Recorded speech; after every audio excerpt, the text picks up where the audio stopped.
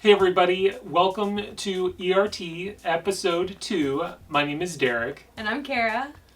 So yeah, let's just jump right into it today. So I don't have much going on, but we're just going to I have some questions from you all. Thank you for giving me those questions, and let's just get right to them.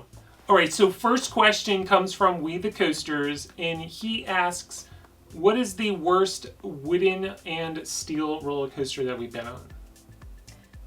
on? Well, the worst wooden coaster that we've ever been on is very easily Mean Streak at Cedar Point. Yeah, I definitely put it up there as one of the worst. I mean, I just remember that ride. I felt like it was just like, it was never going to end. It was super painful, and it's like one of those wooden coasters that like, I just really wanted to get off of it before the ride was even over. I felt like it just kept going around and around. It was just like kidney. It felt like the train was like actively kidney punching me like the whole time. It was really brutal, but it's a shame because the ride wasn't that bad back a little bit before, but it just progressively went downhill. Wildcat at Lake Compounds was really bad. I know you didn't ride that one. I didn't ride that one.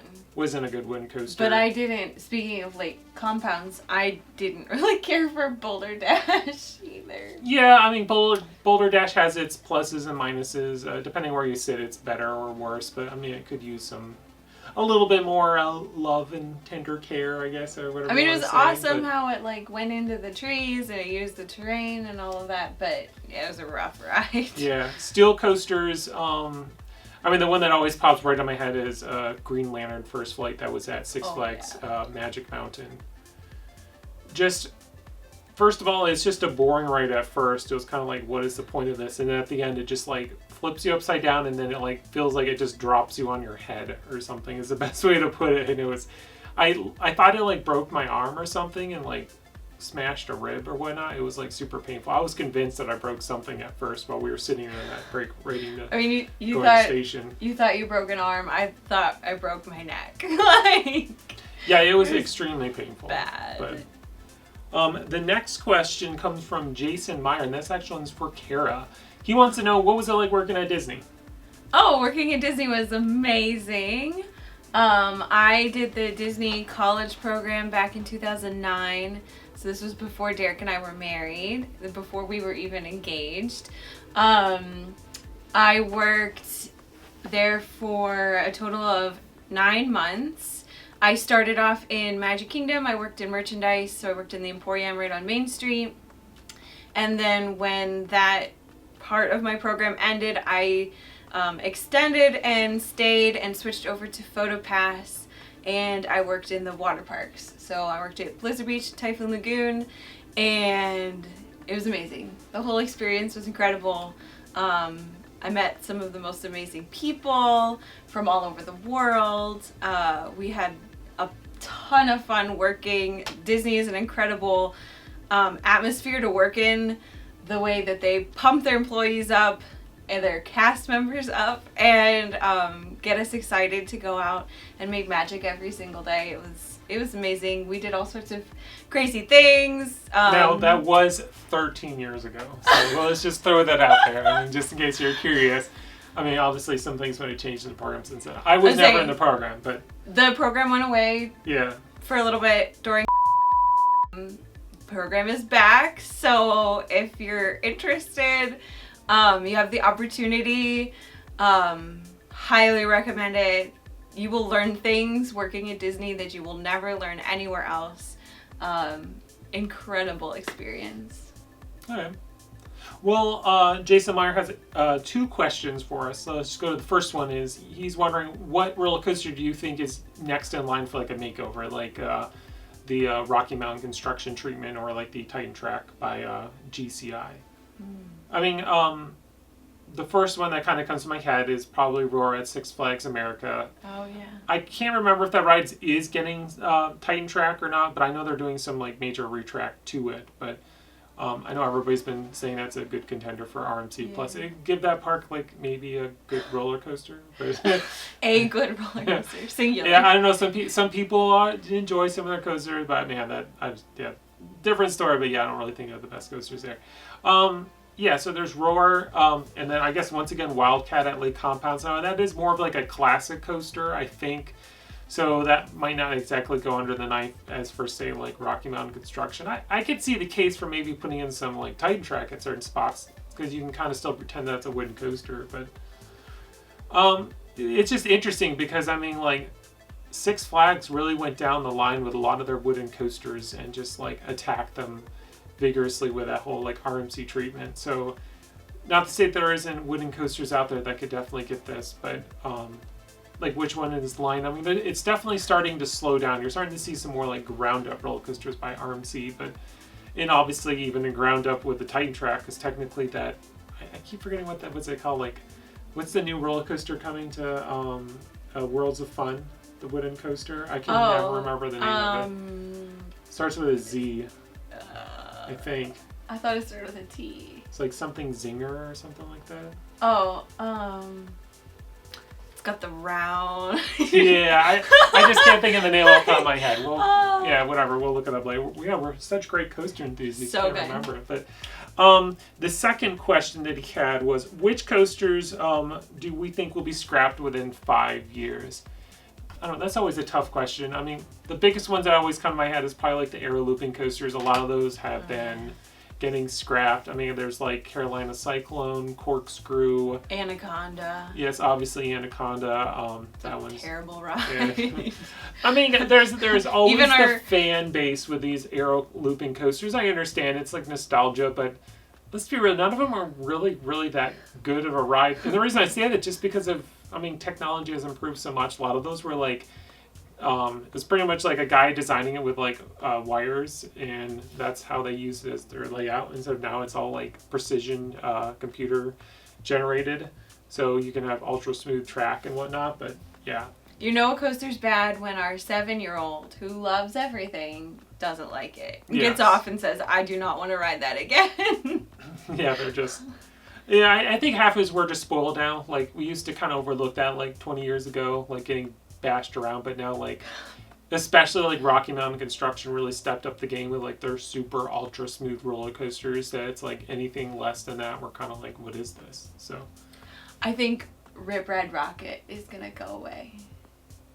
Rip Ride Rocket? Yeah, you know, now you mention it, I would love for it. And I know it's weird. I know there's a fan base, and I would definitely said that I just don't like the ride. I just think it was badly designed, poorly executed. It's extremely outdated. Yeah, especially the soundtrack. After writing it this year, like the music, the station, the screens, and the graphics that they have, it's like, wow. Yeah, I could definitely see it within 5 years. It'll be interesting to see what happens to that one.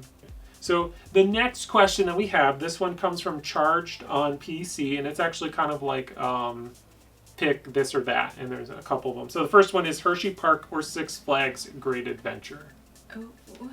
I mean, to me, I think the obvious choice is Hersheypark. As much as I like certain things about Six Flags Great Adventure, Hersheypark just kind of like has the better coaster lineup, especially here in 2023 with Wildcat Revenge. Yes, in 2023. I mean, it's kind of, I don't even know how to put this. It's like Great Adventure, they have like a couple really great ones, and then, I don't know, I feel like Hersheypark, they may not have, I mean, obviously there's the fan base with like Sky Rush and whatnot, but I feel like they may not have like all like the super elite coasters, but they have a really great solid A-list of coasters like Stormrunner, Fahrenheit, Great Bear, Candemonium, Sky Rush, and obviously now Wildcat's Revenge.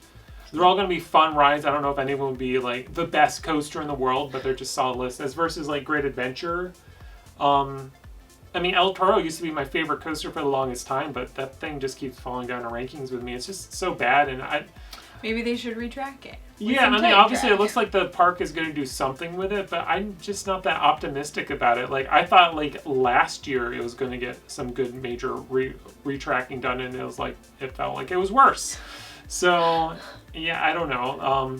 King Dakar has its fans. I'm not my favorite. I prefer Top Thrill Dragster, but obviously that's gone.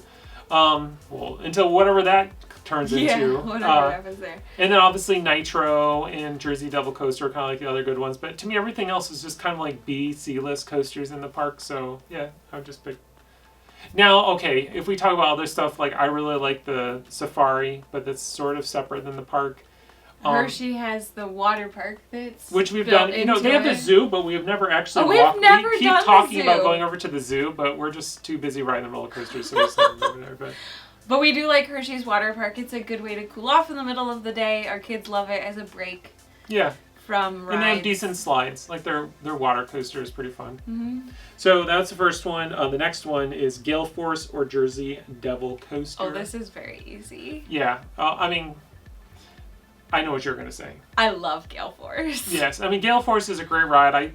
I kind of have like a love-hate relationship with it just because it's like, it's not the smoothest coaster out there, and I feel like it could be, but that ride is like super intense, like insane ejector airtime, whatnot. Like, I think it's really underrated in that sense. If it was a little bit smoother, I think it would be even better. But I mean, the rides I had on it were amazing, and I thought it was smooth. But you rode on an outside seat. Yeah, I don't know if you sit in an outer seat, it's a little bit more rough, or if you sit towards the middle, it's better. I sat toward the middle. Yeah. Both times that I rode it. Also, I'm taller too. Maybe my head just gets yanked around more. I have no idea. But yeah, Jersey Devil Coaster, like, okay, it's 2 years old now, and it just feels, it's going downhill so fast. Like, I was surprised. Like, it feels janky. It feels, I don't even, like, it just feels really low budget is the best way to put it. Yeah. Like, as much as I really like Rocky Mountain Construction, it feels like a budget roller coaster. Like, I mean, what did I say? I said it feels like a Six Flags roller coaster. Oh, yeah, no, yeah, I guess. I mean, Six Flags has other better coasters. It just, I mean, I've always considered Rocky Mountain Construction as the budget manufacturer because, I mean, that's kind of like what they are. They're there too. I mean, some of their great coasters, like, you'd be surprised. You didn't say that right. No, budget? Budget? Yes, no, that's the word I'm looking for. That means, like, cheap? Yeah, no, the Rocky Mountain Constructions are on the cheaper end for projects. Okay. Like, I mean, some of the data they have for, like, the single rail coasters, like what was it, Wonder Woman, Lasso of Truth, and Railblazer, which was the first round. I think they said they were built for, like, between $4 and $7 million, which is insanely cheap. Which is obviously why I mean, Six Flags continued with it, but you definitely feel it. There's a certain seems like a lack of quality, just the way they just kind of going downhill. But I don't know, it's a long rant there, but doesn't mean, I'm not saying that the manufacturer is bad, but no, that's how they're designed. Like, a lot of their projects that they do are made so they can build these amazing coasters on a budget. And that's why they've been so popular. They've hit that right market. But it's just this, I feel like these single rail coasters, it shines a little bit more as like a budget project. Well, yeah. The last ride that I had on Jersey Devil was terrible. I felt like I was on Sky Rush. Like, my legs were so crushed. It hurt. Yeah, the restraints were the restraints are, it's really clumsy, like how you sit in there, uncomfortable, awkward and whatnot. The last one is Twisted Timbers or Lightning Rod. Yeah, that's a kind of a tough one. I think the answer for me is probably Lightning Rod, just because, I mean, it's a really intense ride. There's nothing quite like Lightning Rod, especially how the ride ends. Like, the coaster actively gets more intense as you work your way towards the end of the ride. Like most coasters, you run out of steam. Twisted Timbers is still a fantastic roller coaster with tons of insane airtime, and that ride felt like it was out of control last year. I mean, well, not last year, but this year. This year, yeah. Yeah, really good. We haven't ridden Lightning Rod since they retracted it. Yeah, since 2020, so be very curious. Yeah, I would have to, I mean, just because it's the most fresh in my mind, Twisted Timbers, because we had some really amazing rides on it this year, and we haven't ridden Lightning Rod since 2020, so... Yeah, it's always tough when there's something you haven't ridden in a while, and you're comparing it with something you just rode, like, you know, a few months ago. But...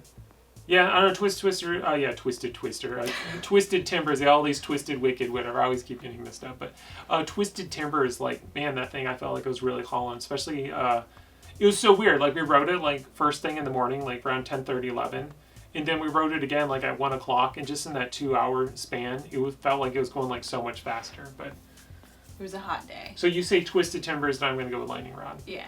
So... other than that, yeah, that's pretty much it. We're going to wrap up this episode of ERT. If you have any questions that you want us to answer, just put them down in the comments, and hopefully we'll get them in the next episode. So I guess that's it. Thanks for watching. Bye.